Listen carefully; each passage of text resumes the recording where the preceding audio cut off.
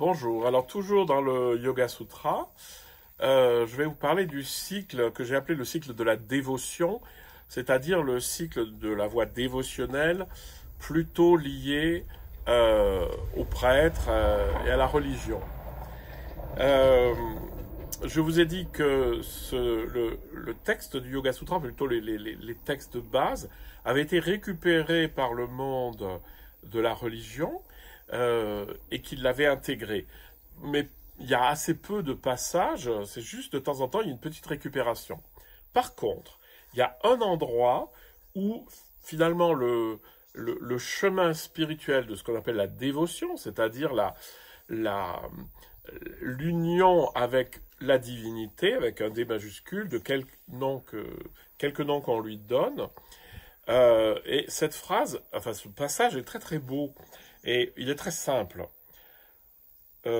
Alors donc il récupère, donc cette connaissance peut également s'obtenir par l'abandon au Seigneur, Ishvara. L'abandon au Seigneur, c'est-à-dire l'abandon à Dieu.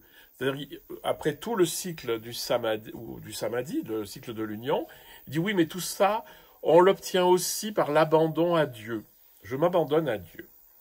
Alors il définit le Seigneur. Le Seigneur est un être qui n'est pas affecté par la souffrance ni par les empreintes que laissent les actes.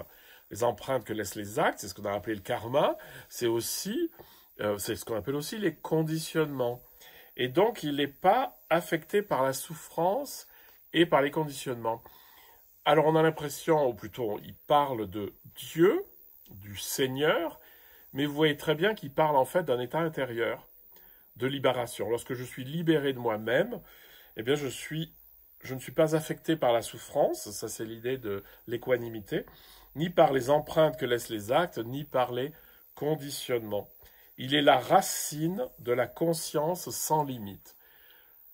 Donc là, c'est très clairement dit, la conscience sans limite, elle est ancrée dans le Seigneur que nous, on va appeler Dieu, que eux, ils vont appeler Ishvara.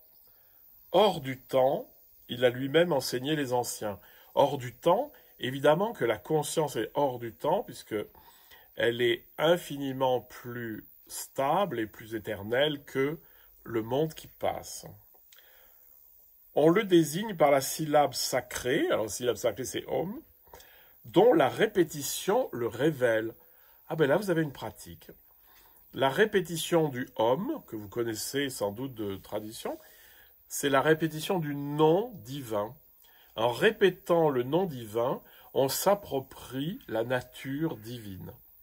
Alors donc c'est une pratique spirituelle qui fait beaucoup penser d'ailleurs à la pratique du cœur chez les moines chrétiens des tout débuts du christianisme vers le IVe siècle. La répétition révèle la réalité qu'elle décrit, que la syllabe sacrée décrit.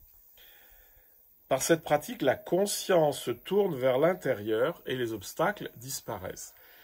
Eh bien, donc ce cycle de la dévotion, qui est une récupération par la caste des prêtres, des brahmanes, en fait, il nous donne une chose très simple, c'est de prendre conscience que ce qui est le plus profond dans la réalité, c'est la conscience, c'est-à-dire sous la conscience infinie, c'est Dieu, et qu'on arrive à y participer par une pratique qui est la répétition du Om, mais on peut répéter le nom de Dieu dans n'importe quelle tradition, ça fait exactement la même chose. Vous trouverez les mêmes traditions au Japon ou dans le christianisme.